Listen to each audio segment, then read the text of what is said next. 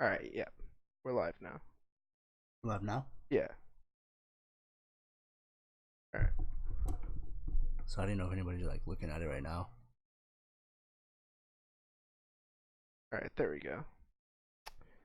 So called off the script today. It's gonna be our new podcast with Albert Baker and also Xavier, but Xavier couldn't join us in today, and we're gonna be talking about all the latest football games. Starting off, you know, haven't tried expanding out to different games. But I'm pretty sure once basketball season and baseball season come around, we'll be covering those two, Yeah, yeah. and the Olympics too when it comes around. But let's talk about the 49ers game. Honestly, coming into this game, I thought the 49ers were going to pull it out, mainly because, their quarterback, Jimmy G. Right. Yeah, I mean, I don't know, a lot of people have a lot of mixed opinions on Jimmy G, but I think one opinion everybody can come together on, it's like, he's not confident at all.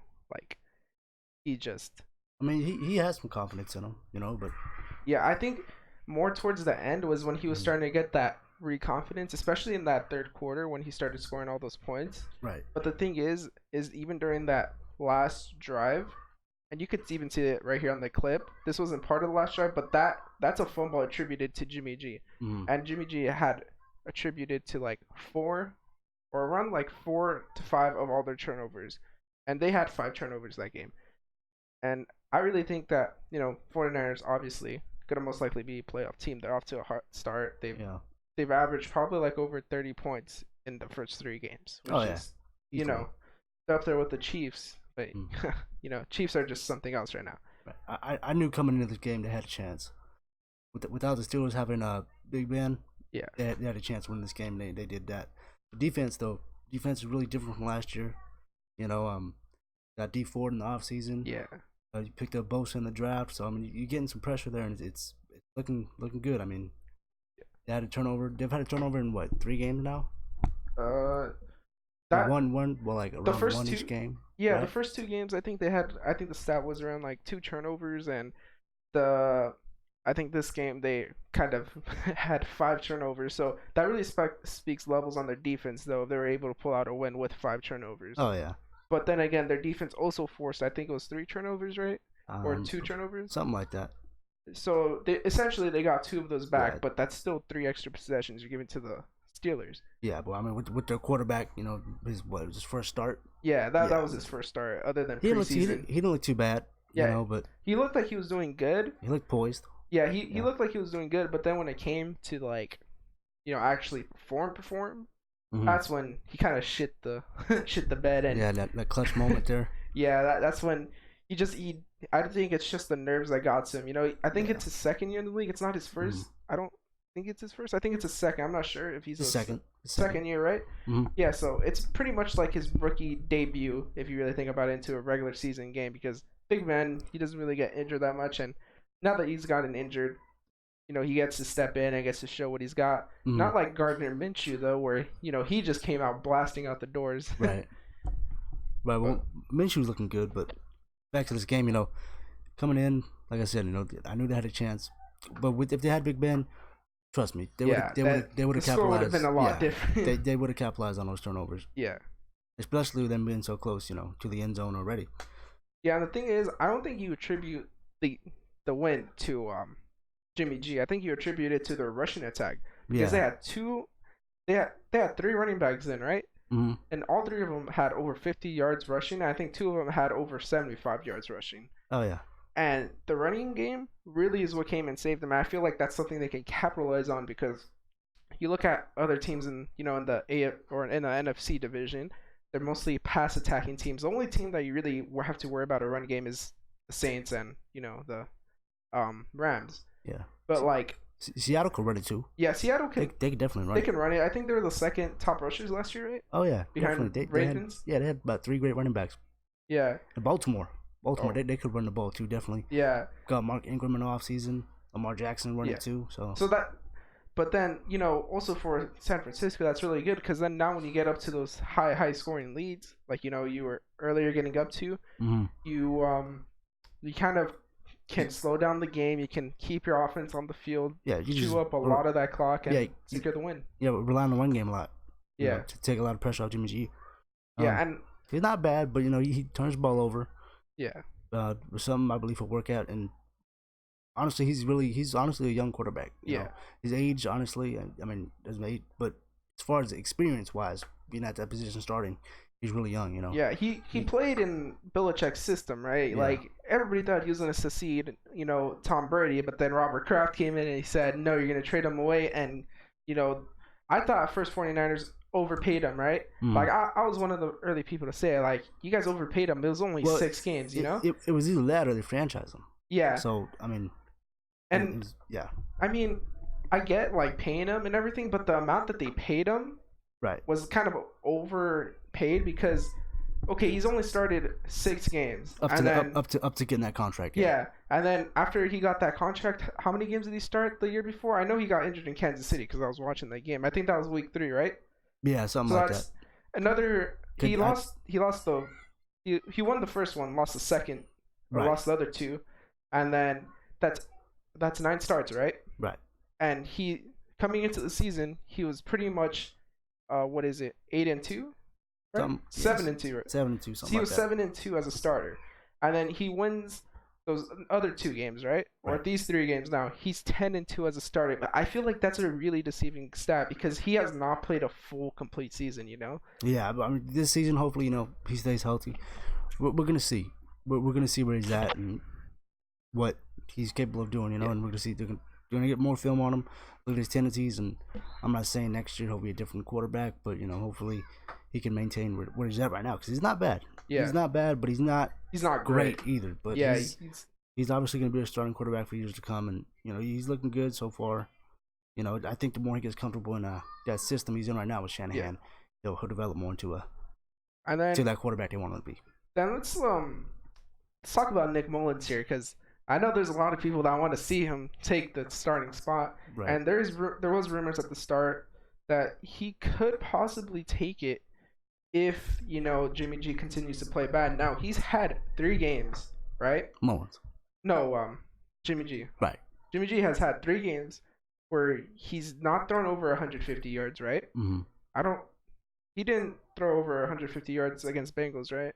Pretty sure he did. He had a big day against Bengals. I really don't think he did, but let's just look at it. He threw a pick in his first game. Kind of expected, you get off that injury, that's a little bit of leeway. Right. But then you take a step into the second game, guess what happens? There was another pick, and it's against a Bengals defense that, let's just be honest, the Bengals aren't really that great. Yeah, he threw for 296 against 296? 296. Almost 300 yards against them. All right.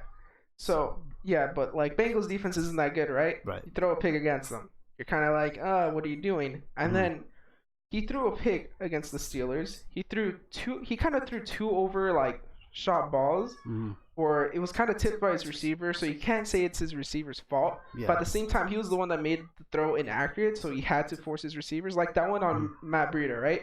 When he pops it, he kind of like pops it up. That's just a really huge missed throw. He's right there. He just I don't necessarily think it's a missed throw. I think Breida just didn't bring it in. Yeah, he just didn't bring it in. He obviously popped it. It was a good throw, but I mean, Fitzpatrick was there to make the pick on the play, so I mean, I wouldn't put that on Jimmy G. Yeah, and then what about the one on the one that Watt got, and then it's also like kind of like the missed snap too. I don't know if you saw earlier, but it was the snap where he had the receiver coming in motion, and he gets the snap, and then the receiver gets hit with the ball. Now you could say that's like just missed time, but it's just all these mess ups are happening with him at the starting position. And when Nick Mullins was starting, you didn't really see those kind of hiccups that much. So yeah, but I mean, with Mullins, who they played? They played the Raiders, right? They played the Seahawks, the Raiders, and wait, we're talking preseason or last year? Last year when Mullins made his first start. I think his first start was actually against the. It was against the Raiders. Yeah, it was against Raiders, but come on, Raiders at the time didn't have a good defense. They still kind of don't. Oh yeah, that's true. I mean, their defense wasn't that bad. It was horrible. They had no pass rush, so he had all day right there to throw the ball. And they had Marquise Goodwin, and all those pretty good receivers that they had, and he was able to put 4 touchdowns. It was on the board. Yeah, he had a lot of yards that game too. So, I mean, I wouldn't put too much stock into him, but I mean, I think that really gave him the confidence to say, hey, I could be an NFL quarterback. And then he goes out against the Seahawks, and he almost wins that game. And you know how heated that rivalry is and how hard it is for them to like go out and win a game. Yeah, yeah. I mean, once two rival teams play, you can throw the record out the window. It doesn't matter at that point. So also another thing is Jimmy G, when the time came, I feel like he's a good closer quarterback. Like he can close out the game for you. Yeah. Because when the time came to close the game, after they got that turnover, he was able to capitalize on that turnover and close the game. And he makes kind of not that good of a throw to go for a touchdown. He kind of made his wide receiver kind of do more work than just throwing it in there. Right. And his receiver was smart in seeing how the ball was gonna go, and he jumps in front of a corner or a DB that was about to pick it and everything, and he jumps in front, and then he kind of loops around and gets the touchdown. So he was able to kind of capitalize, and he could be like a future closer quarterback for them, like a quarterback that can close out the game when you need him to. Because you saw when it came down to it, he did not hesitate, he did not choke. No. And I think that you could attribute that to something he learned from Tom Brady. Yeah. And then Steelers, interesting storyline too, like they get Fitzpatrick, right? Minica. They get Minica Fitzpatrick. They go out here and you don't really expect him to make his first start, right? With how much time he's had to practice in the new system. But relatively, I think he played a real strong game, and he can be like, a real strong pinnacle for their defense next year, right? Oh, definitely. Because, I mean, that's essentially a first-round pick right there, pretty much. And he was what? I think he was traded for a first-round pick, right? Yeah, exactly. That's why I said he's essentially the first-round pick for next year. Yeah. And he's young, too, obviously. It's barely his second year in the league. And, with Miami, Miami's horrible. Yeah. But I think the problem with that is Miami didn't really utilize him right. And then I don't think they played him to his strengths, you know. So I think now that he's with the Steelers, he gives them a little more stability. Yeah, stability in the back end. But when you look at them, the linebackers are pretty solid. They got Devin Bush, right, from Michigan, and he's looking pretty good. Starting right there at the middle linebacker position, I think it is. And they got Watt, obviously. Watt's obviously really good. I think he had a pick and a fumble recovery. Yeah, I think I'm pretty sure it was a fumble recovery or a strip sack. I think I don't know what it was. It's right there. Yeah, it's right there. Yeah, he had it was like a fumble recovery, pretty much. And also Big Ben, there has been a rumor about him retiring after this injury, and I feel like with just all the drama that happens with him trying to be a better leader, I feel like maybe after that injury, it's kind of a sign that you should you should kind of just stop playing, and just chill and relax and just be done with the sport. Because you really look at it, the Steelers were kind of a powerhouse team, right? Like previous seasons. And then after they lose Antonio Brown and Le'Veon Bell, I don't know what the front office expects, but you're not going to have a good season. And it's obviously showing, right? Because those were their, they call them the three big Bs, right? And they were like the pinnacle of their offense. And now I'm thinking maybe it's time for Ben to just retire, right? What do you think on that? I don't know. I don't think you do. If I'm him, I don't think I would retire. But again, I'm not him, so I can't speak for him. But looking at it from the outside, I don't think he should retire. It's your first year. You're without them too.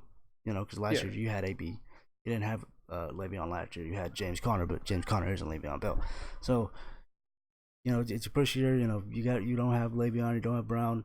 You have Conner and Schuster essentially taking over the number one wide receiver spot, and obviously Juju isn't Antonio Brown, and I'm not saying Juju's bad or nothing, but he's still a top wide receiver. Yeah.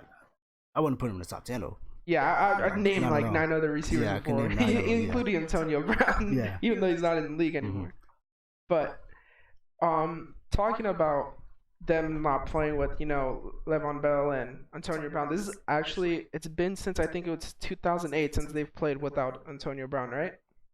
No, that's on. I think Antonio was drafted in 2010. Yeah, it's been since like 2010 since they haven't played with them. Yeah. So that's 8 years of, him being great on this team and just not playing anymore. It's just like, what can you do now, Like, you kind of have to move on from it. And it's kind of hard to move on from like a generational talent like that. It is. It's like if the Chiefs lost Mahomes, right, and they have to find a new quarterback, they're never gonna find another quarterback like Mahomes, you know? Oh no, Mahomes is on a whole nother level. He's on a whole nother level. Yeah, but um, so Steelers, I think their biggest takeaway from this is you gotta develop Mason Rudolph a little bit more, get him a little Yeah. bit more, Well, calm in the yeah. pocket. He'll develop well until this season. Yeah, I think it's just the biggest takeaway is that your offense has to produce if you're gonna get 5 extra possessions. Hmm. I don't think they win the division. Yeah, I don't think. Obviously not. I think they're gonna be at the bottom of the division this year. I'll place them third, and then Uh, ahead of them I have Cleveland, and then I'm gonna say Baltimore's gonna win the division because yeah. Cleveland right now they're not looking too in sync on offense. Their Wait, what's defense, the other team in their division? Bengals. Bengals? Oh yeah. Well, I don't know. I think Bengals might do good this year. I'm not sure, but I mean, they could do better than the Yeah, Steelers. yeah. And they still have Andy Dalton. People might, say, "Oh, Andy Dalton isn't that good," but I think he's still kind of alright. He'll still Yeah. get you the wins. Mhm. But I do have him finishing last in the division. Yeah. But let's see. Yeah. So let's go right into our next topic, which is going to be the Kansas City game versus the Ravens. Okay. And this is this is kind of a big game. Like a lot of people expected it to kind of be a shootout. Mhm. I think by the score, I think the score kind of doesn't tell the real story. Like it's not really a shootout. It's more like Kansas City. I was watching the game. They get up, as you can see in the second quarter, they score 23 points. Mhm. They get up 23-6. And originally, Baltimore's game plan, right? Mhm. It was to come out the door and try to attack, and that's why you saw them go for those fourth downs, right? Right. They were trying to, keep their offense on the field, keep Patrick Mahomes off the field. Mhm. But I think what Kansas City does better than probably any other team in the NFL is that they will get up ahead on you and they'll make you ditch your game plan and they'll make you ditch your way of playing to try to keep up with him while he's scoring. Yeah, and speaking of when they try to throw you off your game plan, the Ravens offense I don't think is built to To win a shootout. no it is, but I don't think they're built to come back Yeah. down. You know what I mean? Lamar, I mean, he's obviously better thrower of the football this year. I think he's always been a good thrower, but we just didn't see that last year because he was just thrown in there. Yeah. And I'm not sure if he knew the whole playbook or not, but he, like I said, he was just thrown in the fire, and we've seen him run a lot. We've seen him run a lot, and this year, we're seeing him throw the ball and throw a lot more, and you give him you draft a wide receiver in Marquise Brown, and Brown he looked pretty good in the first two games. This game, he kind of, you didn't really see too much of him. Yeah. But Lamar, I think with him, he just needs to read through his progressions a little bit more. Yeah. And then he missed a few throws. Yeah. He missed a lot of throws. Yeah. I think mostly like the biggest takeaway from this game is kind of how aggressive Jim, or is it Jim, right? Jim Harbaugh? John Harbaugh? John, right? Yeah, I always get them confused because they both I look alike, think it's John. I don't know. Anyway, But either way, the biggest takeaway is he used to be a coach under Andy Reid, right? Back in Philadelphia as a special teams. And then, he has a 1-3 record, well now 1-4. And I think his biggest takeaway is, it doesn't suck being aggressive, but sometimes you just got to go for the points. Like that first quarter, just get the 1 point, Like you don't need to go for the 2-point conversion. And then also when they did score, when they scored 15, like if you go for the 1 point twice, that doesn't become 15, that becomes 17 now. And like you get 2 extra points, that's like you're pretty much still in the game. yeah, all you need is field goal to tie it at that Yeah. point, because you'd be up. It would be 33-30 with you, and then the final drive. Yeah, and I feel like, sometimes you don't have to be that aggressive, but also at the same time, I think their offense also, it's like it's not built for coming back. Like, I think there's a stat that in the last 10 games, right? Right. The only time Ravens have been down by more than 10 points is against who? The Chiefs. Mm-hmm.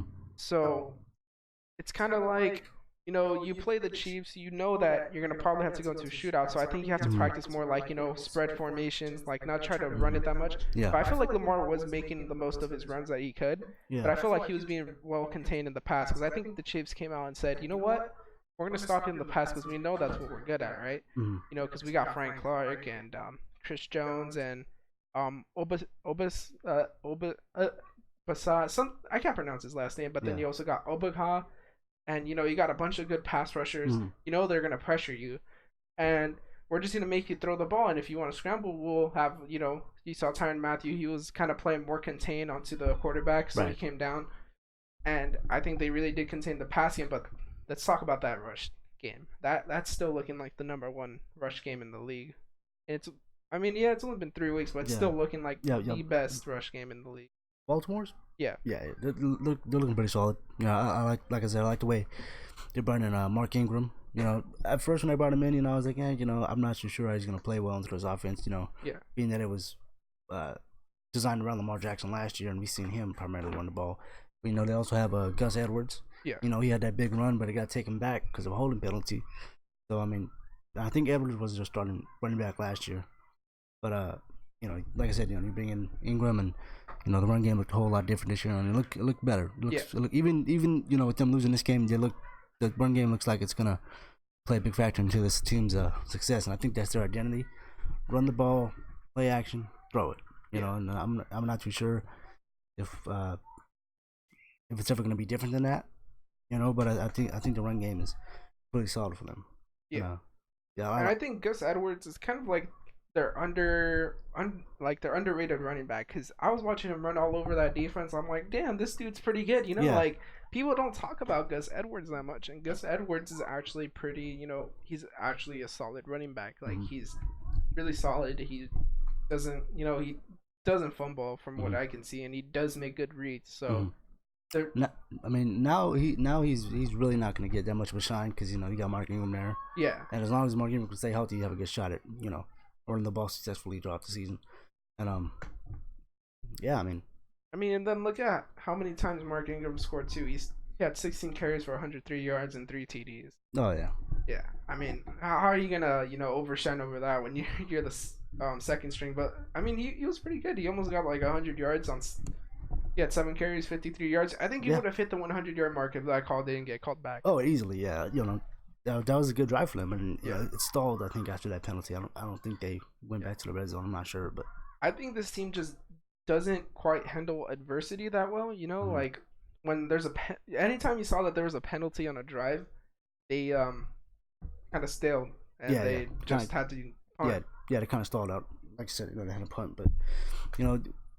Other than that, you know, with this team with Baltimore, one thing you know for sure is they're gonna play defense. Yeah. And you know when they lost C.J. Mosley and who was it Terrell Suggs in the offseason, you know, two good linebackers they had. I didn't know what to expect from this defense. I thought it was gonna be different. I thought it was gonna be, you know, not bad, but I didn't think it was gonna be as good as it is this year.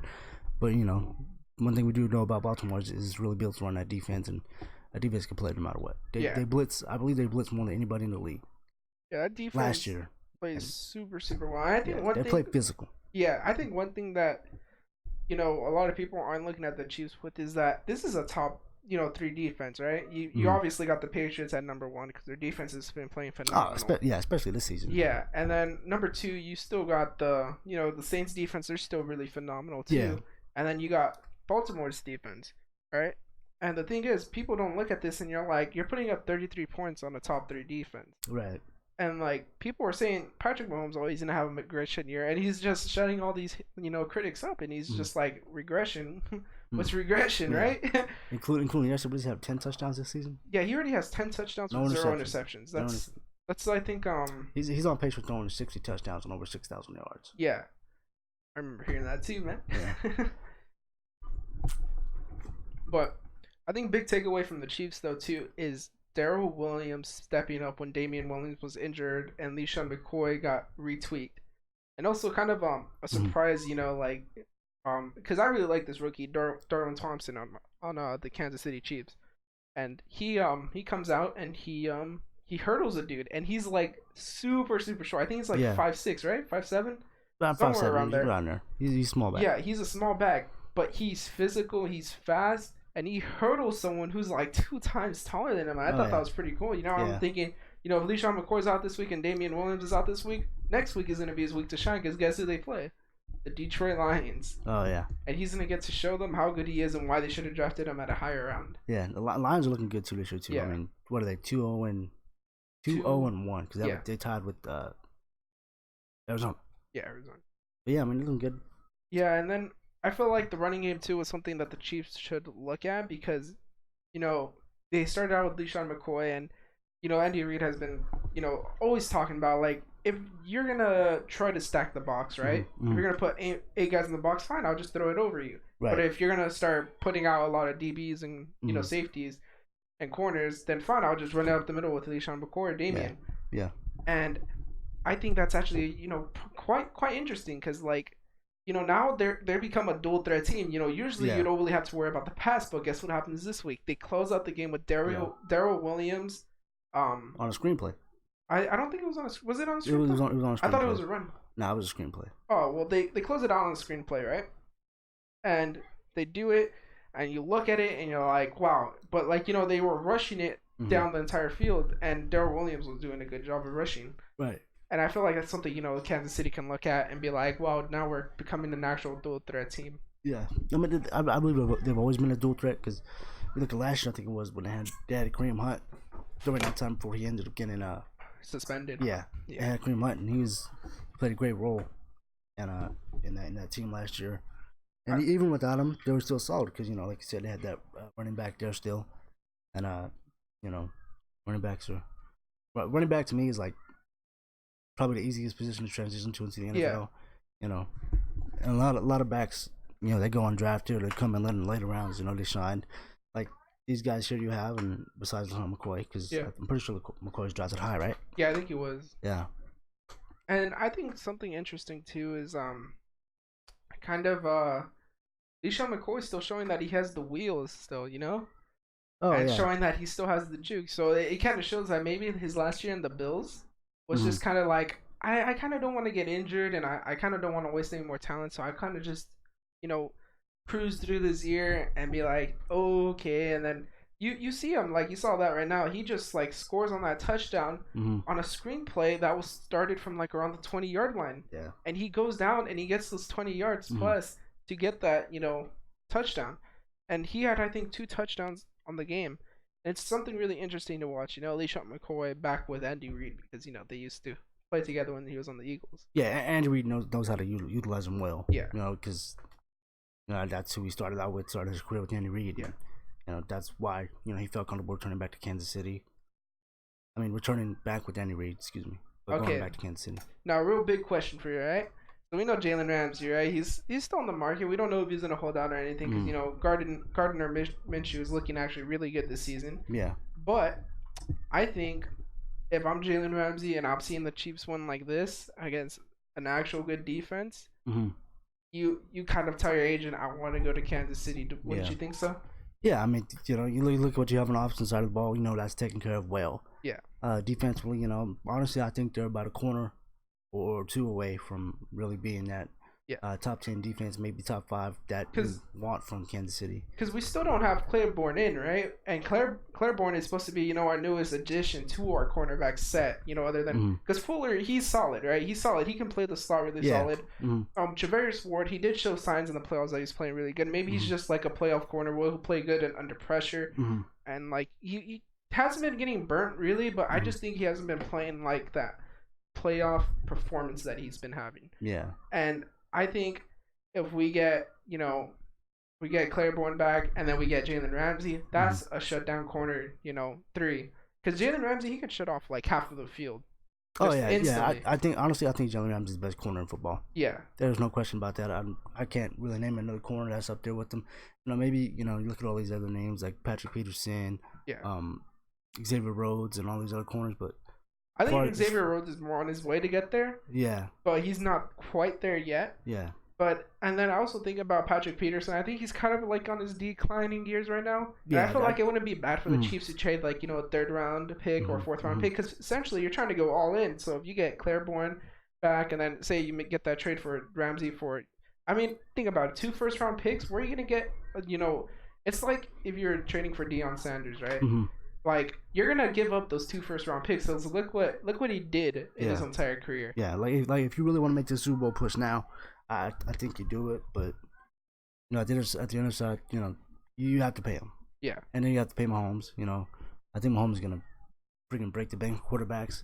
He'll yeah, probably get paid like over 200 million a year. I mean, yeah. not a year, but 200 million overall.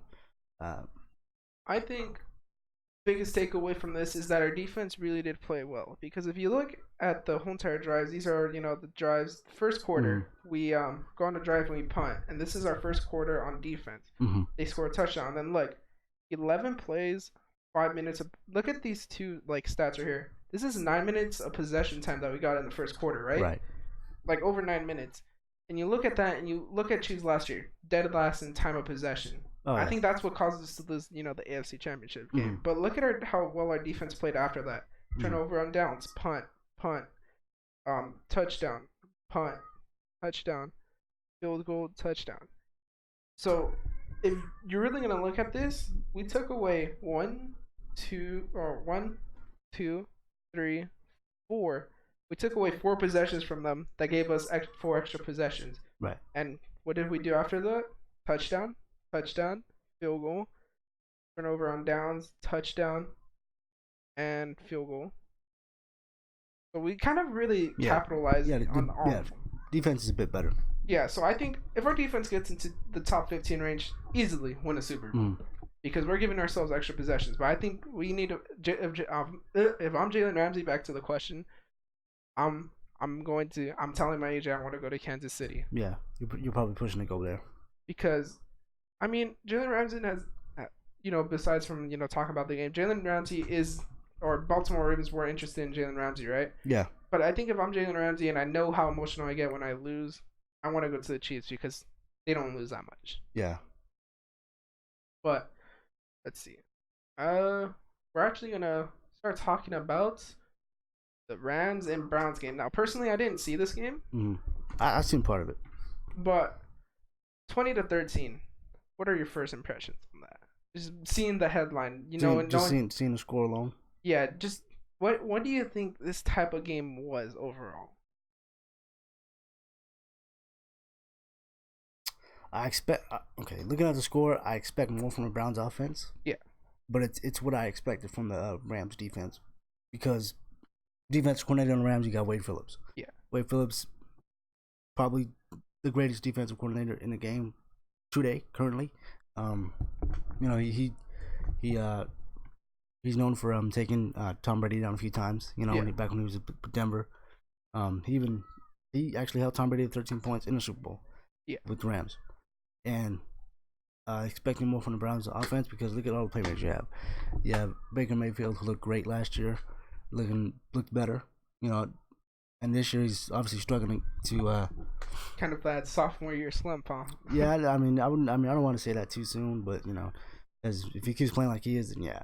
Yeah, But if you look at him, he's what 5'11" and a half, and he's kind of heavy set, and I think when he scrambles out of the pocket, he's looking for throwing lanes, because he can't really see over the line, and he can't really see his receivers down the field.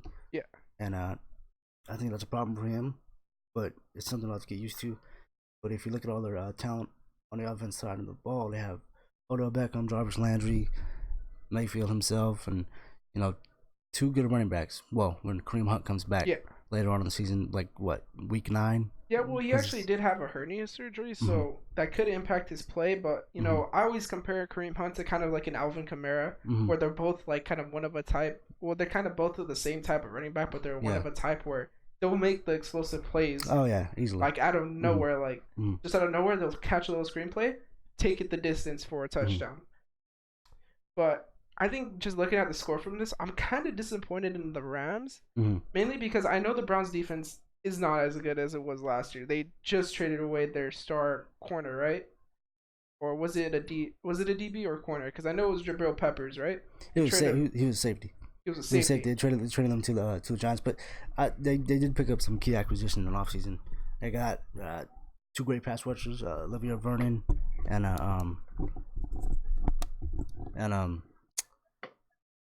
can't think of the other one, but they did get some good acquisitions in the offseason. to help that defense out. I think the defense is better than it was last year. Yeah. Because I think the reason why they traded Jabril is because he wasn't really panning out to what they wanted him to be, Yeah. And their safeties, they're not bad, but, they're not really big household names either. I think they have Demaris Randall back there at safety. He was pretty good. And the two corners, obviously, they were out this game. When you get Greedy Williams and Ward. Ward was pretty good. He was good last year. But Denzel Ward. Yeah, Denzel Ward. Yeah, I mean, I think just to me, I'm kind of disappointed in the Rams on how much they scored because I don't think they've played to their full capacity. Because we've seen what this Rams offense can do. I mean, we saw it in the Rams versus Chiefs game. Yeah. They scored 54 points, and I don't think they've eclipsed over 50 points since then. No. I mean, that game you had to get in a shootout to win it, and they did that. And I'm coming into the season thinking, okay, you guys are 2-0. You guys are kind of doing the same thing as last year, but you come against the Browns, and I'm expecting you to win because Browns have kind of been. No, I mean we can't kind of beat around the bush. They haven't been playing well at all. They haven't been living up to the hype, and I just think if it wasn't for the Rams defense, I don't think they would have won this, hands down. Yeah, I could agree with you on that. But when you look at the Browns offense, you look at the offensive coordinator and their head coach, Freddie Kitchens. Yeah, he wasn't even a coordinator last year until they gave him that because they let go of their head coach and their offensive coordinator last year. Yeah. So then you have Kitchens take over that role, and as far as him being the head coach, it's tough, for him especially because he was a position coach. Yeah.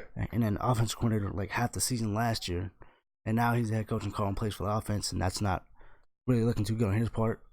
What I really don't understand though is why on 4th and 9 you run a draw play and run up the middle.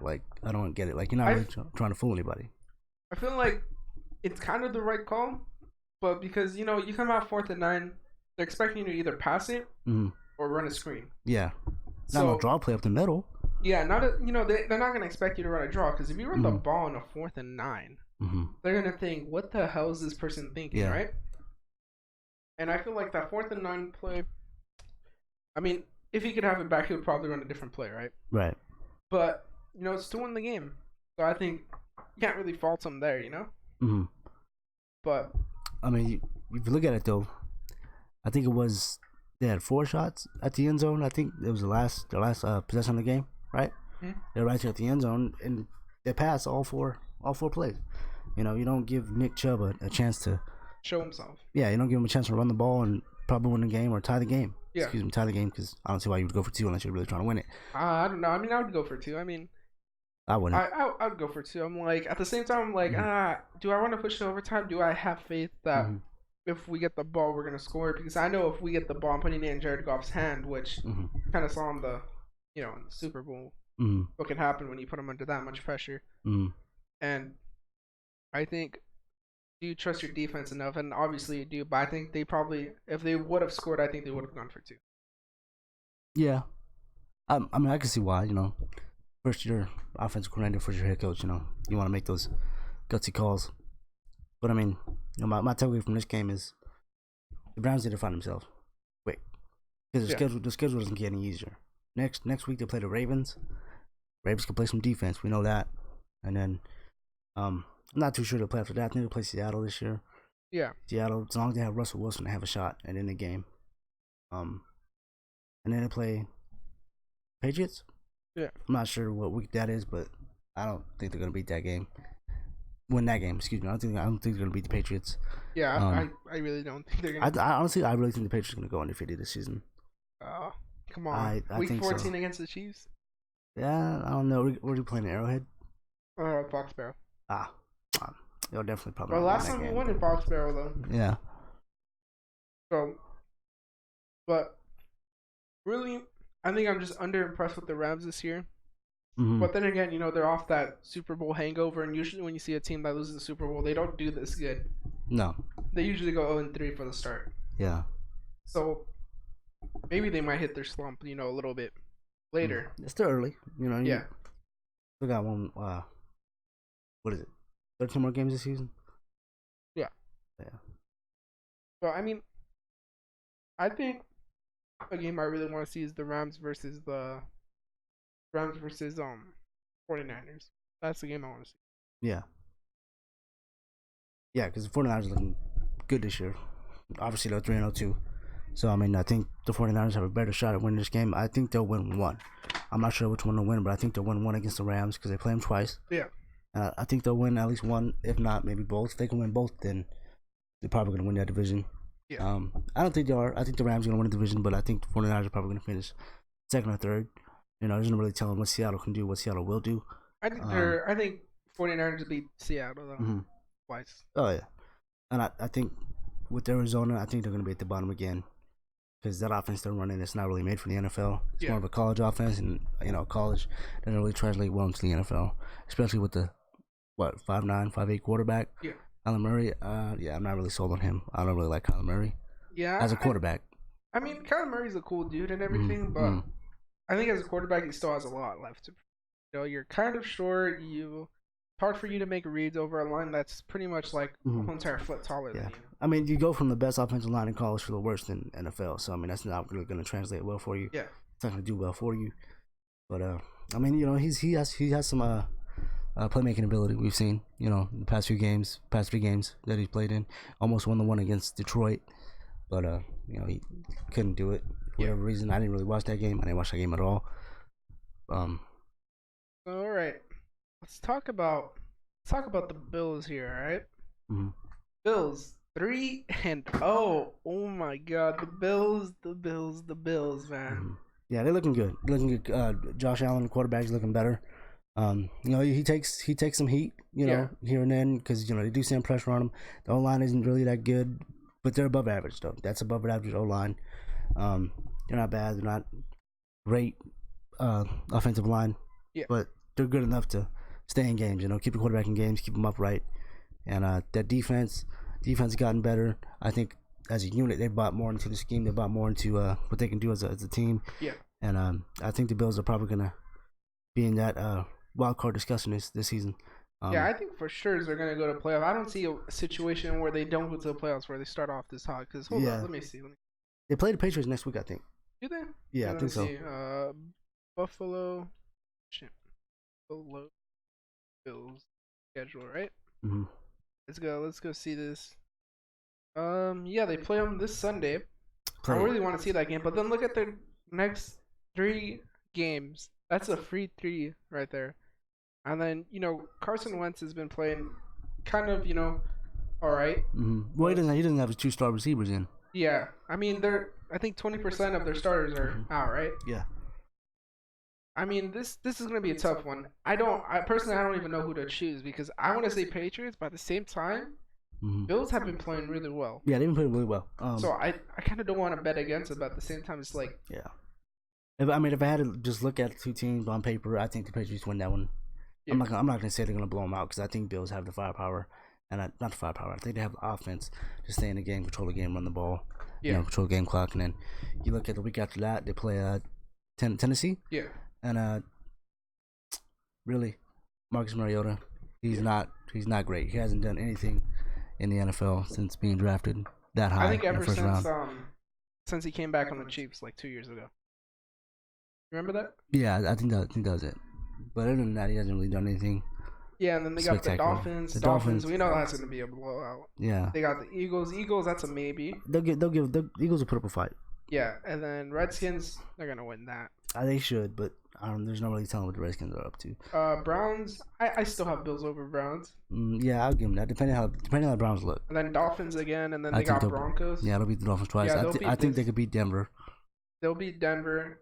They got the Cowboys, which... That's going to be a tough one. That's going to be a tough one. And then Ravens. Ravens going to take that one. And then Steelers, I have confidence they'll beat them. And then the Jets, they'll beat them. And then they play the Patriots again towards the end. They might take one against Patriots. But, as they're looking right now, their schedule's not that hard.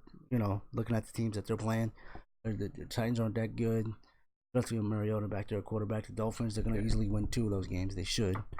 They shouldn't lose 1. So you're looking, if you add those 3 wins already, that's already 6 wins. And if you give them 1 against the Redskins, that's 7. And then if you give them 1 against the Broncos, maybe that's 8. And 1 more against the Jets, that's 9 wins already. So yeah, Well, let's see here. If I'm saying that they're gonna take one, I feel like it's gonna be this meetup right here that they're Hmm. gonna take, right? Yeah, because I don't think they're gonna win in Foxborough. There's no Yeah. way. They're not gonna beat the Patriots at home. They have a better shot at winning. They have a better shot at winning when they're in Buffalo than they Yeah. do. And then you also got the. I think if they take this one, Hmm. they go on a. I'm pretty sure they go 1, 2, 3, 4, 5, 6, 7, 8. I think they go 8-0 before they drop their first loss. Really? I think they lose to the Cowboys as their first game, and then they lose to the Ravens. Then they beat the Steelers, lose to the Pats, and then the Jets. So that's overall that's 1, 2, 3, 4, 5, 6, 7, 8, 9. They win 9 more games before. So that's 11-5. I think they go 11-5 this year. They have a good shot at doing it. Looking good. Because I'm pretty sure they're gonna take one against Tom Brady. Oh, they have to. They have to. And I feel like it's gonna be this week because Tom Brady at the start of seasons he usually doesn't look that hot. I mean, Nah. The Patriots usually start off kind of slow, and then about 4 or 5 games into the season, they really start to come together as a team. But I think I expect good things from Buffalo this season. Yeah. And I feel like I don't know. I mean, Buffalo is really really good. I mean, they just. I feel like last week Bengals were starting to get a sense of themselves. Mm-hmm. That's why the game was kind of a lot closer than what a lot of people would Mm-hmm. expect. But I mean, think about it. There's 7 teams undefeated. Mm-hmm. Buffalo's among them. Like Yeah. nobody considers Buffalo to be good Yeah, anymore. yeah. No, nobody expected this from Buffalo. They're probably expecting them to be 0-3. Yeah. But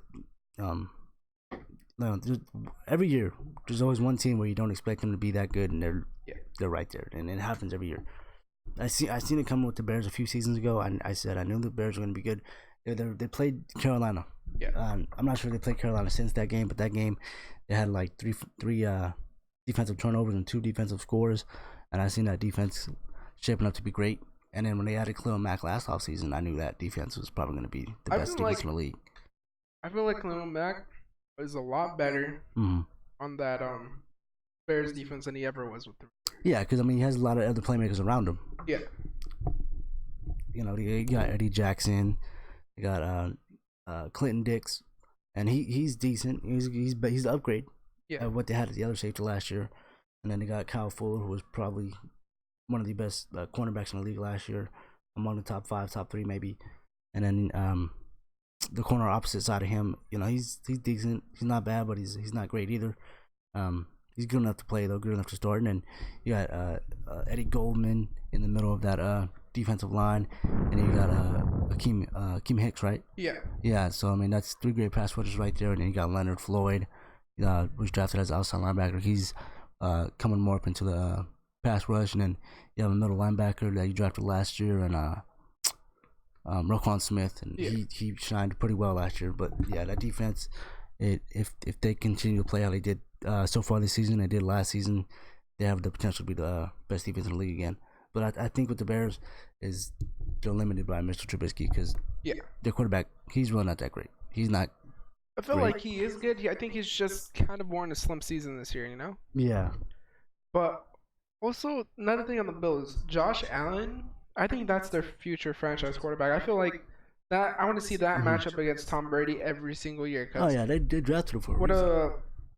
what a lot of people don't talk about is how he actually has been becoming more mobile. Like I look at Josh Allen, Mm-hmm. I don't think he's that mobile. Like I look at him like he's not that mobile. Like there's no way, right? Mm-hmm. And then I see him take off and run with the ball, and he is mobile. And I'm just like, wow, this dude is mobile. And like I feel like over last year and this year, he's been running the ball a lot more efficiently and a lot more safer. Yeah. But I think here let's look at his stats here for the game. 243 yards, 1 touchdown. I think he rushed for a touchdown. Yeah, he too. rushed for 1 too. Yeah. Yeah, here let me expand this out for you guys. I think it would be down here. No, it isn't. But he rushed for 1. Yeah. I'm pretty sure. And I think that's kind of that's kind of underrated. When a quarterback rushes for a touchdown, because I think it was from quite far away too. It wasn't that close either from the goal line. So personally, what is that? 23 to 36? That's not bad. 23 out of 36. That's not bad. And he only had 1 turnover. Right. And Frank Gore obviously being a huge help. Yeah, he's still getting it done. Yeah, he's the workhorse that never ages. And I don't know, I'm just really excited to see this Bill teams make it out of the playoffs Yeah, personally. yeah, I think they have a good shot at doing that. All right. So let's switch on to the New York Giants versus the Buccaneers. Mm-hmm. This game, man, this game is something else. Like, let's see here. Look at this. Daniel freaking Jones. My guy, the man, the myth, the legend. 20, the rookie. 23 of 36, 336 yards passing, 2 touchdowns, no interceptions. This dude. That's great. For your first start, no matter what defense you're playing against, I don't care if it's the worst defense in the league. Yeah. That's good. And even if it's against Tampa Bay still has kind of a respectable defense. Yeah, too. Easily. The defense has gotten better from last year. You know, Winston has played a lot better so far through these 3 games than he did last year. Yeah. And you know, I'm not gonna lie, I kind of expected Tampa Bay to win this game because I believe their defense was a lot better than it was last year. They added Shaquille Barrett. Yeah. And when you seen Shaquille Barrett play last week against Carolina, he was up in Cam Newton's face every play, and he recorded like 3 sacks. So I kind of expected the same, especially because they're gonna pressure a young quarterback, first NFL start, and I thought that defense was gonna be more efficient than it was last year in this game. But we kind of saw Daniel Jones take over the game, and he performed really well. Yeah, Daniel Jones, I don't know what just got into him. He became phenomenal. Mm-hmm. And remember, a lot of people give the Giants heat because they chose him over who? Who'd they choose him over? Anybody else they could have drafted. But who's the main guy that's in Washington right now? Oh, Dwayne Haskins. Dwayne Haskins, and I will stand by this. He is not a good quarterback. But let me tell you why. When I watched him play at Ohio State, right? Most of his yards were what? They were check down. Huh? They were checkdowns. Mm-hmm.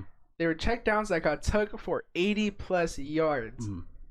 And like what do you call it? Talk about new era? Ooh. Who's new era again? That's Earl Thomas, right? No, that's Lamar Jackson. Lamar Jackson? Yeah. Oh, well, we'll talk about him right now, but let's talk about Dwayne Haskins first. Mm-hmm. Personally, this is why I respect the Giants for choosing him. Yeah. Because I saw Daniel Jones play in college. I saw what he was capable of. Notre Dame isn't a good school, they're like kind of tier 2 in college football. Mm-hmm. They're not like tier 1. But Dwayne Haskins, I watched him play. That's a no-go. He's inaccurate. Mm-hmm. He does a bunch of checkdowns, which, I mean, if you're a quarterback, of course you don't want to throw it deep. Mm-hmm. But sometimes you just have to take the shot. You can't just keep throwing checkdowns. Mm-hmm. And all his yards are inflated yards. Yeah. And I feel like Daniel Jones was the respectable choice for this. But yeah. Nobody expected it. Yeah.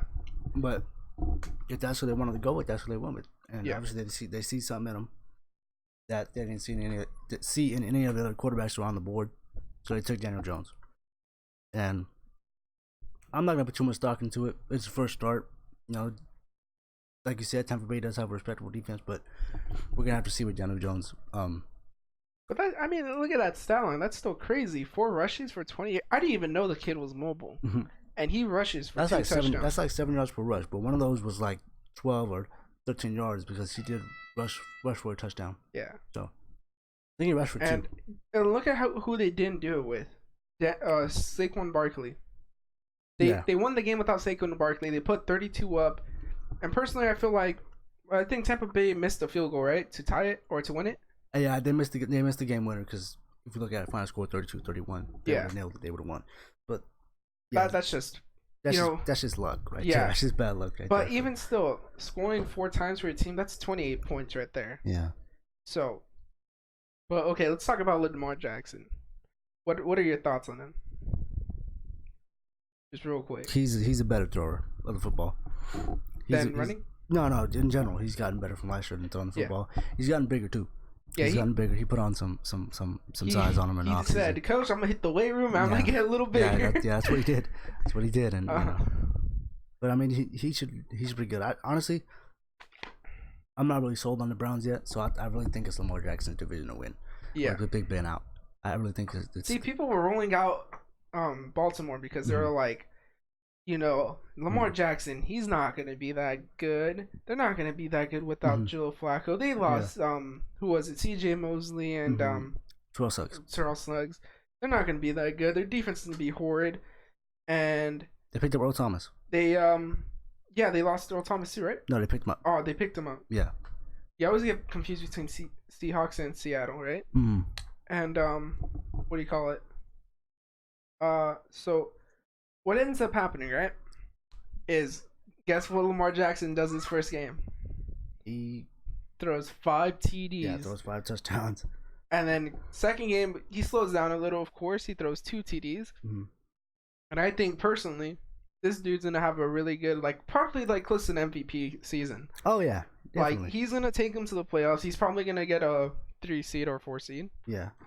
And Well, because I as of now, I think Baltimore's gonna win that division. yeah, I don't see Cleveland becoming that offense that we want to see anytime soon. And if they do, then they'll probably win the division if that offense plays to its full potential. But as of now, I think the Ravens. I think it's their division. yeah.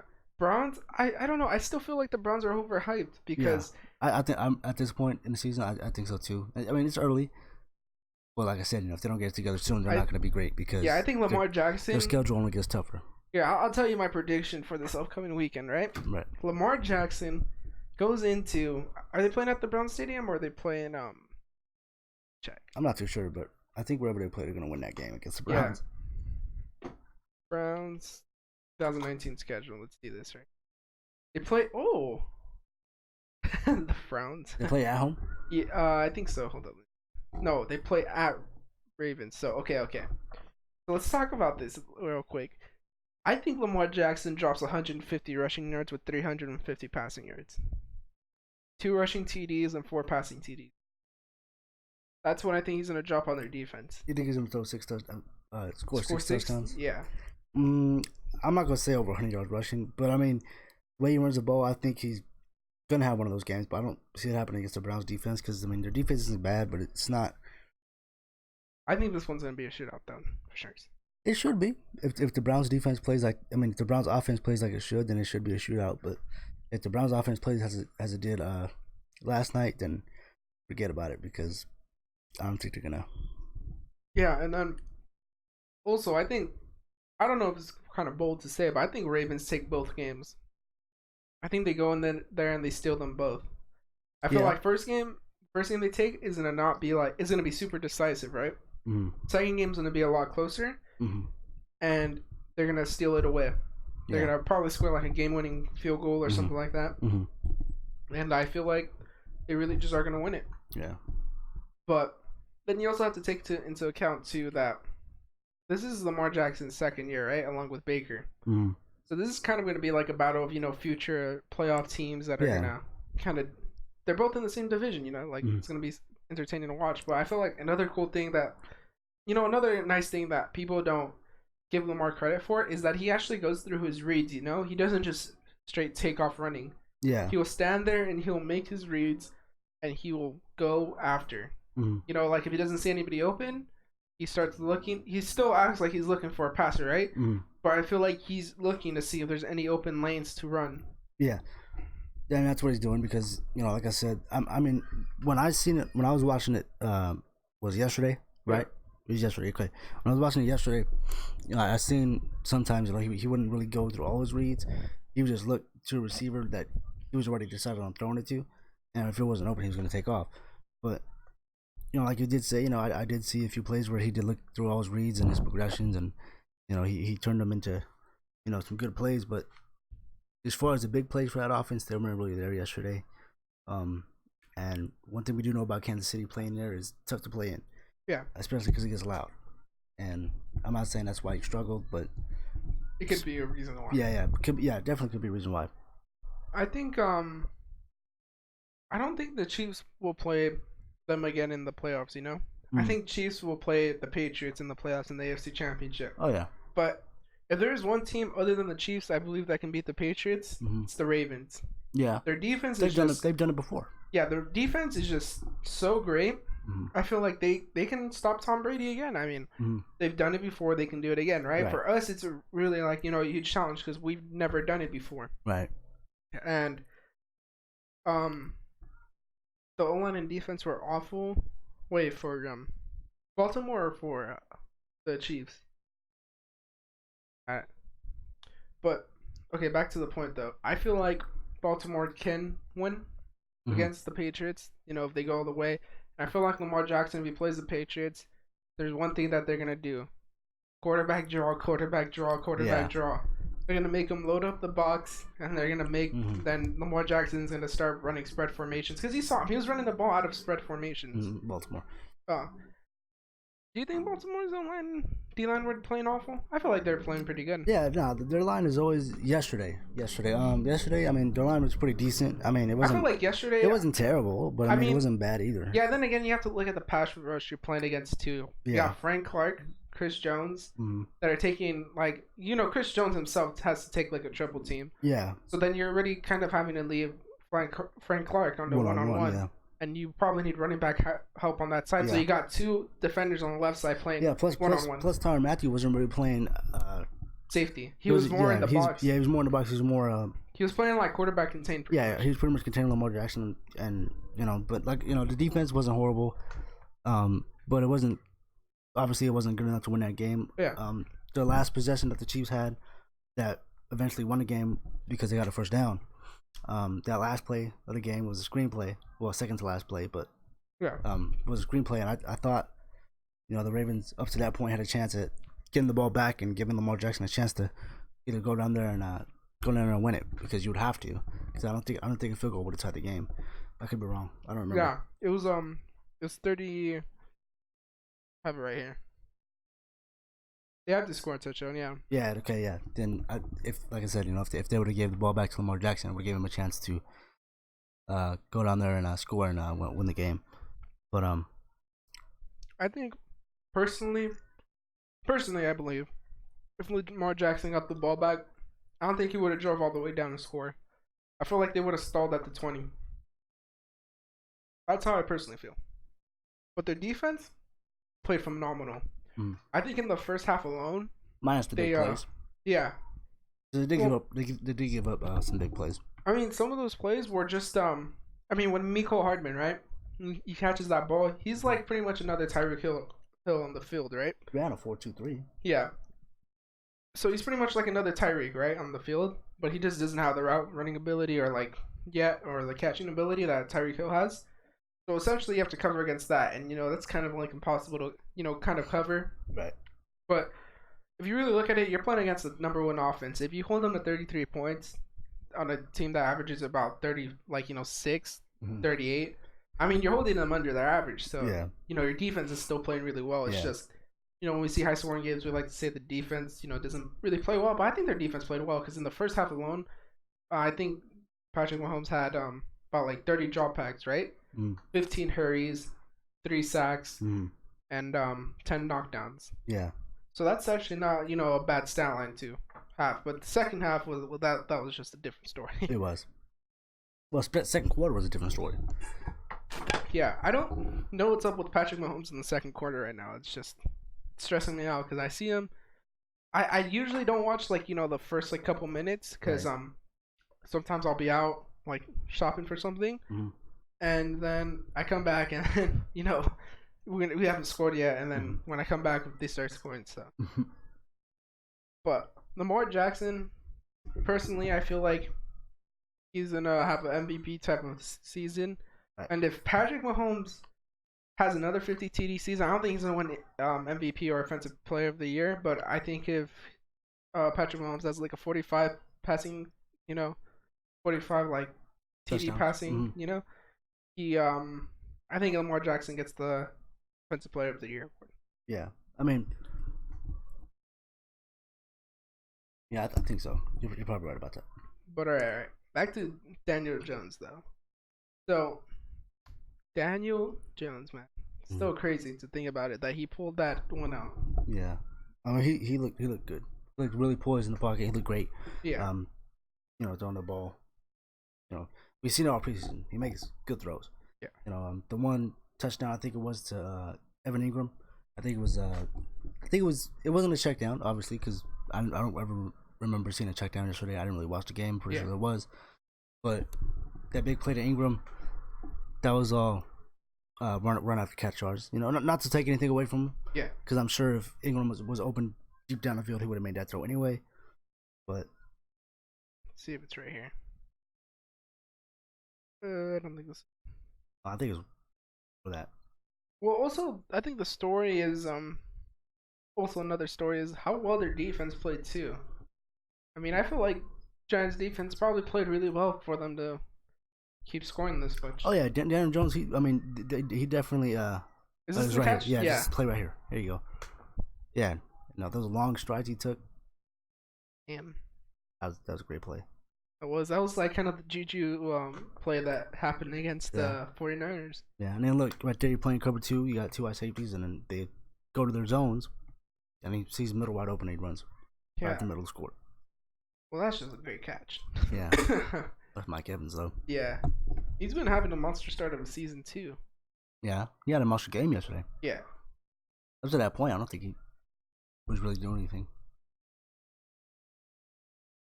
Yeah. But yeah, I mean, you know, Winston is looking better. He's looking more comfortable with he's looking Winston's looking more comfortable with what's her coach's name? I forgot, but I know he's part of the air raid system, right?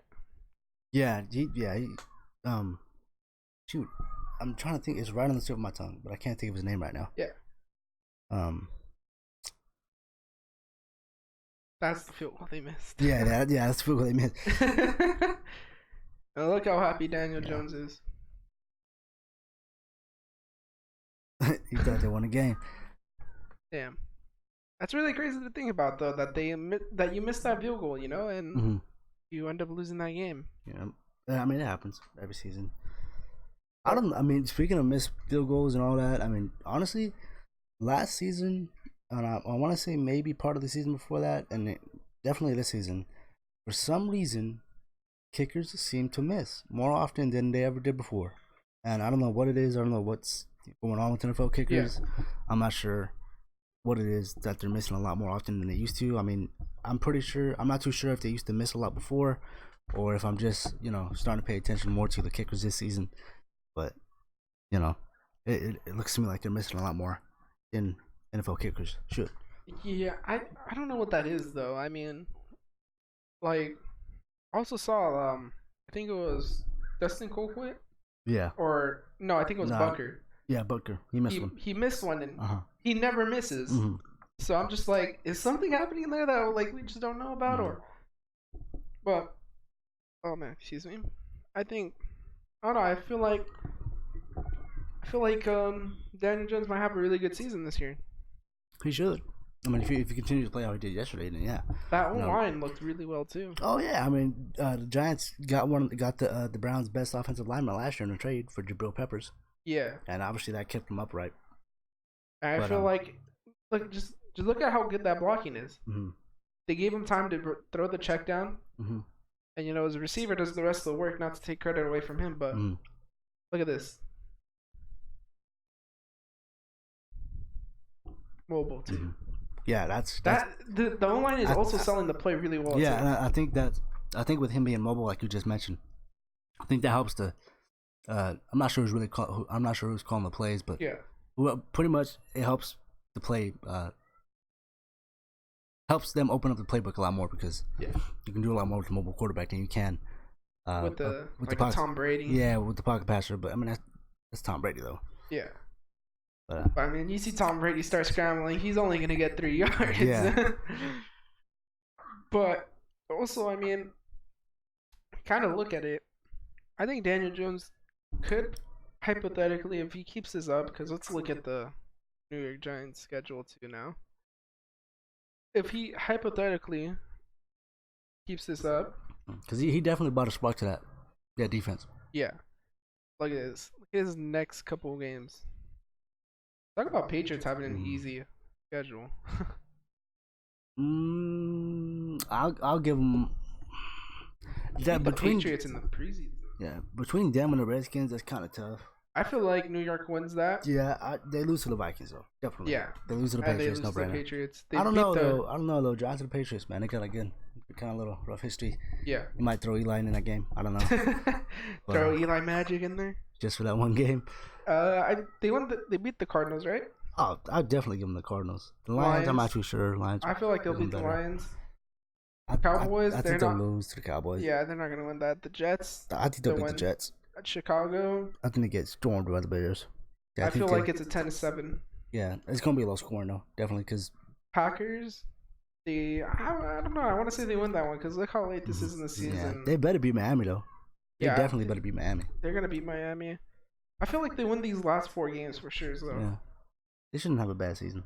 yeah, I feel like if anything, wild card is in the realm of possibility Hmm. because I don't know. I mean, Daniel Jones just looked really, really well. Yeah. But for I guess our last topic before we start talking about the Jalen Ramsey stuff and Antonio Brown stuff, Hmm. we'll go over quickly about the Texans and Chargers game. How'd you feel about that as a Chargers fan? Um, I just want to start off.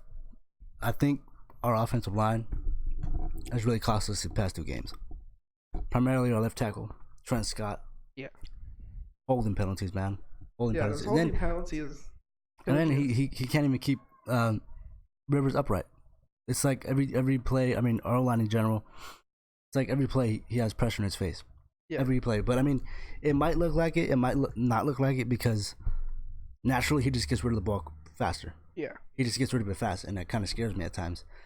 But most of the time, that's just what he does. He naturally gets rid of it fast. So maybe he is under pressure, maybe he's not. I can never really tell, but for the most part, I think he is under pressure a lot. And again, our defensive scheme, I don't think it's great. I don't think it's great at all. Because the scheme that we're playing in, we don't blitz a lot, and I think that really takes away from our team, from the defensive side of the ball, is that we don't blitz. If you look at the Ravens, they blitz more than any other team in the league, and they're really successful at it. And I think with our talent that we have on our team, I think we blitz a lot more. We would be more successful on defense because our corners, they're not really great cover corners. Yeah. I'm gonna be honest. Casey Hayward, like when we first got him in free agency, and we had him for that 1 year. 1 year. Well, the first year that we signed him, when he played that year, he led the league or tied with the league in interceptions. He had 7, and from then you're like, okay, this guy's legit. Now I'm not saying he fell off, but He definitely regressed a little. definitely regressed because he didn't have a pick last year. Now I'm not sure because people weren't throwing it to his side. Yeah. And if they're not, then they must be kind of afraid of him because they see that he's locked down. But he has a pick this season, barely though. He was lucky on that one. He would have had one on the first play of the season, but for some dropped reason, it. no, he didn't drop it. It just went right through his hands. Oh. Yeah, he jumped in front of the route and everything, and it just went right through his hands. But the receiver didn't catch it either, so that's good. But no, more so on him. He's not really, to me, he's not really that great of a cover corner. He's not that true lockdown corner that you expect him to be from that first season we signed him. And then on the other side, we're banged up on outside too. We lost our starting corner probably for like next week, or he should be back this week maybe.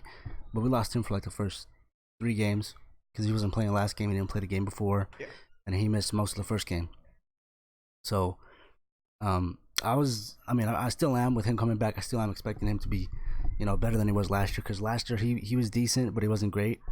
So I'm thinking more, the more he gets to start, the more comfortable he gets playing defense right there at that spot. And then, our corners are kind of iffy right now. I'm not really too sure about them. Our safeties, we have Derwin James. Yeah. So obviously he didn't win defense, but he should have though. He definitely should have. Nah, I don't know, but he made All Pro for his first rookie year as a starting safety. Yeah. And next to him, we didn't really have anybody. We did draft a free safety this year from Delaware, Nasir Adderley. He did shine in preseason. He looked good in preseason, but it's like, why draft guys if you're not gonna use them? Yeah. Like, obviously we drafted Derwin James in the first round, and you guys straight went to using him. Yeah, he started from day one, and I would say honestly he probably had the same production as the safety we drafted this year did in the preseason alone. Yeah. And it's like, why would we draft him if we're not gonna start him? Like we obviously drafted him for a reason in a second round, with like the 34th pick, 30 something pick, and we drafted him. So like, why not use him? Why not start him? I I don't. remember we drafted McCole Hardman, but it was mainly for the whole entire Tyreek Hill Mhm, situation. But mhm. even right now, Tyreek, guess what happened to Tyreek Hill? He got He injured, gets injured, and and now Hardman's looking yeah, great. Hardman's looking good. And Yeah. I mean, like you just have to start your second rounder because I Mhm. mean, second rounders I think personally have like a lot more success than first rounders. Yeah, I think they're equivalent to first rounders too. If you're taking that high, that's still Yeah, pretty high in the draft. But I mean, the thing that just, like I said, agitates me is we have Nasir Adderley, who, like I mentioned, probably has the same amount of production that Durham James did last year in the preseason, and it's like, why not? Why not throw him in there? I mean, what do we have to lose? I mean, yeah, are we just gonna? Because I mean, I don't know. I just don't get it. I mean, I don't think this coaching staff is all that great. I mean, I'm not saying it's bad, it's horrible, because obviously, we were a pretty good team last year, 12-4, yeah, and this year it's not really looking that good. And I think a lot of it comes from our line, and our running backs are decent. Obviously, Melvin Gordon's not playing; he's holding out, which is fine.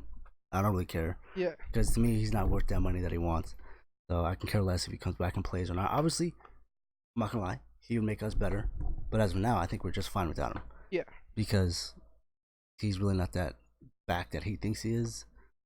And it kind of sucks that I'm saying that, but it's just the truth. yeah, And what I really want to see us do is either go all in free agency and make a big move in free agency, or we do an all offensive draft because Keenan Allen obviously he's going to be there for years to come. Hopefully, obviously I think we're going to resign him. The other opposite of him, Williams. Williams, yeah, Williams, he's good. He was a first round pick too. He's out of Clemson, and him coming into the draft, and they expected him to be a lot better than DeAndre Hopkins, who's Yeah, obviously regarded as one of the best receivers in football as of and he was now. from Clemson Yeah, he too. was from Clemson too, so they expected him to be better, and yeah, it doesn't you don't really see it, but he makes big plays, Yeah, because obviously he lives in the shadows of Keenan Allen. But in the slot, who do we have? We have nobody. no, Yeah, we have Travis Benjamin, but dude, he dropped like potentially the game tying touchdown in the end zone, and that really irritated me. And I've been saying it since we got him. Like, why do we need him? yeah, I mean, yeah, he came up pretty good in that Kansas City game last year when he won in Kansas City. yeah, But other than that, outside of that, he hasn't really done anything, and he's always been that fourth like wide receiver on the roster, and now he's the third without Tyrell Williams, and it's like we're really struggling in the slot right now. yeah, So it's like, why even have him on the team still? I don't get it. So next year. I'm really looking forward to. I mean, I'm not giving up on this season when I mention next year, but in a way, like it's like I'm not with the way we're looking. I'm not expecting much from us this season. So it's like, why, yeah, But to close this out, next draft, depending on how we're looking offensively, because you don't know how things could shape up. Um, but I'm hoping we do an all offensive draft yeah, because we do need some offensive tackles. Like we really do. The one that's out right now, Russell Okun, he was like our best lineman, and he's aging. Even him, he's like yeah, 34, 35, and I think we only have him through this year, and I think next year too, if we wanted. But he's aging, but we do need offensive tackles. We could use a receiver. I'm fine with our running backs. And yeah, I mean, we just bottom line is we need linemen, and that's been ignored the past two drafts. And yeah, yeah. that's where I'm at with this, and that's what All right. kind of irritates me. So let's talk about this Jalen Ramsey trade. What are your thoughts? You think Jaguars are starting to get some cold feet? Yeah, I don't think they trade him. But if they do, it's gonna be obviously to a contender. Kansas City. Not I would hate to see that, but um, personally, I don't think they trade him. I think they pay him. Not sure how much, but he deserves to be the highest paid corner in the league. Yeah, Because to me, he's the best corner in the league. No matter how bad that team was last year, it was really held back from the quarterback problems last year. yeah, from Blake Bortles. Yeah, because I mean, you see what happens when you have a good quarterback, and Yeah, look at Minshew. Look at what he did. That defense came back to what we Usually expected. yeah, what we usually expected from it. And they had what 8 sacks that game? Eight? Eight total sacks Jesus. against Marcus Mariota. But again, Mariota's not that good anyway. But that's not to take away from their defense. So I think really they just need to spark a quarterback. And if Minshew plays how he's been playing, then I think Jalen Ramsey stays. yeah, I think so. Because I mean, you want to be on a winning team, you want to win, you want to be regarded as the best corner in the league. But when you're not winning, people forget about you. Like them last year. People said, "Oh, that defense is it's not that good this year, this and that." But in reality, it wasn't their defense; it was just their offense. Yeah, their offensive struggles with Blake Bortles. So personally, I remember his rookie year. He was crying, openly on the sideline because they kept on losing and losing. Mm-hmm. So you can see from right there, he's like really competitive. Yeah. But I feel like he doesn't want to stay with the Jags anymore after he got into a confrontation with the coach and everything. And I know personally with our team, remember Marcus Peters, his whole entire incident with the coach. Right. We traded him away because we couldn't have it. But then again, not to, ride Kansas City. But I mean, you have to admit they're kind of more of a prestigious organization. If something their players do isn't right, they'll cut them. Right. Just like look at what Kareem Hunt did. Well, I mean, I was about to say look at what Tyreek Hill did, but I mean, Tyreek Hill didn't get cut because he told the truth. They came close, though. They came close. Yeah. But, I mean, just looking at what Peters did and seeing that whole entire confrontation, I think you just have to trade him away because, that wound is not really going to heal because the coach is always going to remember it. He's always going to remember it. And he's going to keep hating playing in that way he's getting used. Mm. And I feel like maybe you just have to take the trade. I mean, think about it. You have Gardner Minshew as a really good starter now. I don't know if the Jags online good. I mean, think about it. If you're gonna get 2 first-round picks from Jalen Ramsey, you either draft O-line or you draft wide receivers. I think they go wide receiver in the draft. But I mean, that's to say if Minshew plays out how he's played last week against Tennessee, then they have a shot at winning that division. Yeah. But as far as now, I think say for instance, Minshew plays how he played last year. I mean, played last week against Tennessee. I think it's going to be a 3-way team for that division winner. Yeah. Obviously, with the Andrew Luck situation, him retiring, Jacoby Brissett takes over. And one thing about Brissett is he doesn't turn the ball over. Yeah. He does not turn the ball over, and he played well. I don't know who they played against, but they won the game yesterday. Who they play against? I don't know. Atlanta. They played against Atlanta. Oh yeah. Everybody expected Atlanta to win that game. I didn't even have a prediction for that game. I feel like Matt Ryan has been playing really bad at the start of the season far, but he's been throwing for a lot of yards though, so that's kind of like surprising, But their line isn't that great. Yeah, and I think they have some injuries too, right? Yeah, that's why their line isn't really that. Yeah. Good. But I think, anyways, going back to it, I think Jaguars should take those 2 first-round picks because if you're thinking about it, think about it. You already have a really good defense. Even if you don't have Jalen Ramsey, you're still gonna have a top 5 defense, right? Yeah, well, I mean they should with the pressure that they get. Yeah. Because you're gonna have AJ Boyer on the other end. Sasha, this is just kind of like a podcast of us talking about football. It's close to the end right now. We got like 2 minutes left, right? Yeah. Oh, not really 2 minutes, like 7 minutes left. We're just talking about right now Jalen Ramsey getting traded for 2 first-round picks and stuff. But thinking about it, their defense is still going to be great without Jalen Ramsey. Jalen Ramsey is kind of like what makes it number one, what makes it what it can be like Tom Brady, Definitely. But I think they should just go for those 2 first-round picks because you think about it, that's draft capital, and then that's also, that's also like, it's draft capital for like the future, so you get those picks and you run with them, like think about it. When are you gonna get 2 first-round picks for anybody else? It's like, yeah, I mean, I think you take that trade. Yeah, I mean, And if I was Kansas City, because Kansas City is the like one of the teams that have really been into Jalen Ramsey. Mm-hmm. And if I'm Kansas City, I'm offering 2 first round picks and probably a D lineman Mm-hmm. because I think they do need like another D lineman, huh? I feel like you give them like one of our D linemen, and that's a good trade right there. You Yeah. get 2 first round picks and a D lineman. Yeah, because they don't have Malik Jackson anymore. Malik Jackson went to the Eagles. Yeah, and he's been playing phenomenally. Mm. But anyways, to talk about Jalen Ramsey going anywhere else, if he doesn't go to KC, which I mean that would be kind of surprising, you have to admit, right? Mm-hmm. Where do you think he goes?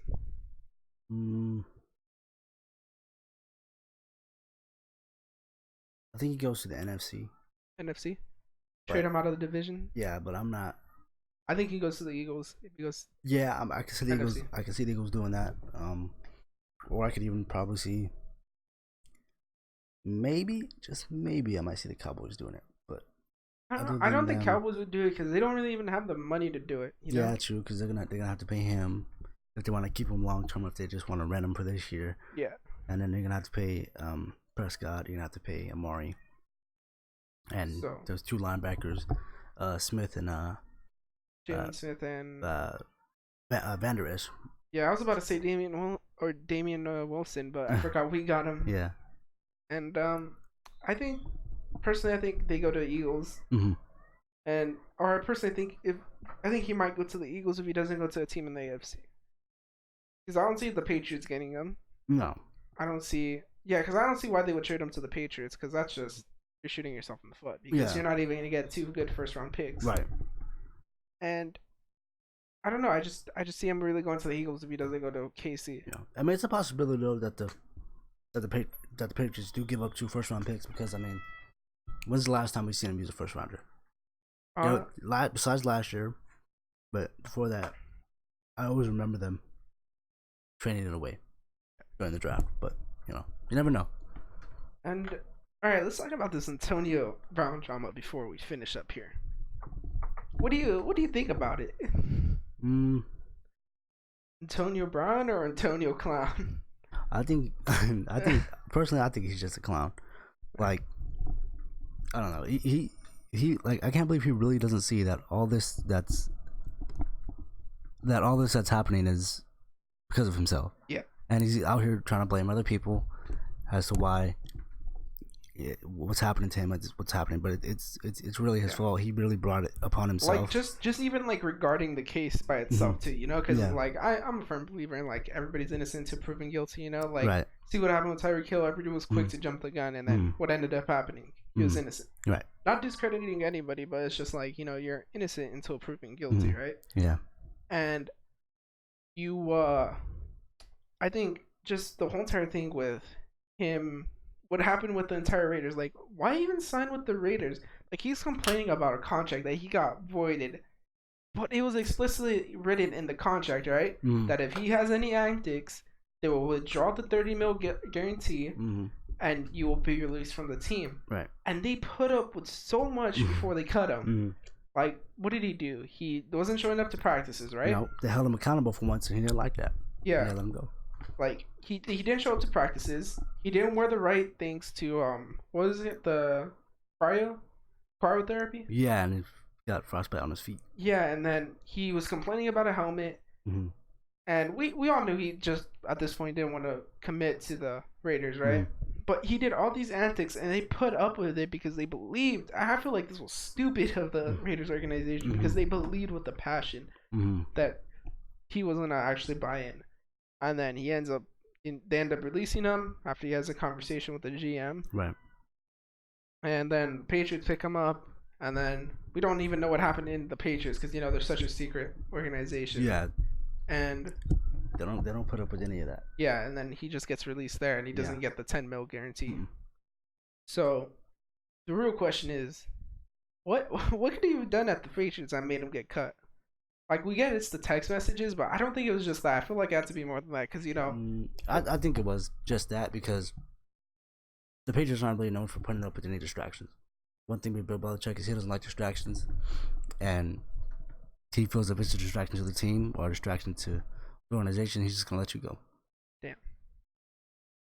Yeah, I mean, yeah, I can see that, but personally, I don't know. I don't know. People say it's like you shouldn't really say someone has CTE until like they Mm-hmm. get his brain checked, but Mm-hmm. personally, I think he has CTE, man. I don't think so. You don't think so? No. I don't know. I think he does because I mean, all the antics aren't adding up. Mm-hmm. But looks like we're about finished here.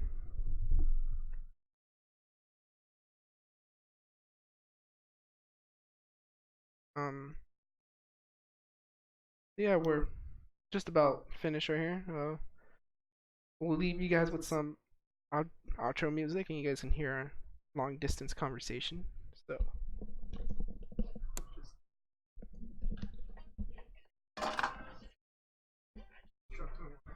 Bye. But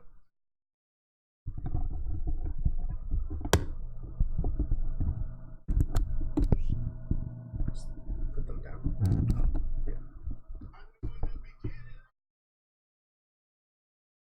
Actually, close this. no. Like the Patrick Mahomes. And I honestly not gonna lie about this. Really? Yeah, that's why it's like kind of faded to here. I think that's why it's also pretty like if you see the back, it's kind of like.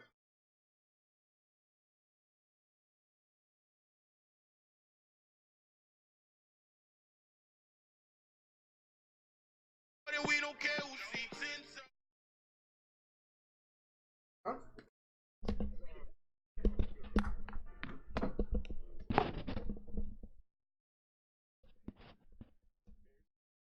I knew in the beginning I was different. Niggas told me slow down, I wouldn't listen. Put my foot on the gas and now I get it. I look back on my niggas and they was missing. It's like a good workout shirt. I usually wear it for working out. I wear it. I wash it. Please. These niggas big dogs till they shit fall, they turn bitches. So when this lick call, I'ma hit y'all and we gon' get in no discrepancies. Real niggas, real felonies. So authentic, we the realest ones you ever seen. In the trenches where them niggas wouldn't dare be. Straps showing if it's war, then we don't care who seeks. 10 souls, stand on them, that's with them six foes. Yeah, I know. To the last grand, gonna do this on one. Only to the plug hole, we open up in pitch mode. Same shit every day until we rich folks. On the way, we might have to let some clips go. But that shit come with the lifestyle. Ain't waiting for no issue, we gon' handle this shit right now. Touch mine, you getting touched life for a life now. Yeah, it's family over everything. So not, I bet you hit a chopper over everything. Down, we can get the money, but keep the loyalty over everything. Get jammed up, do your time, we don't talk about Monday's game. We come equipped with the shit that buckle. Talk about like we got some stories. I'll see him bring back and stuff. I was thinking Saturdays kind of the, the Sunday predictions and everything. After week. Make your prediction for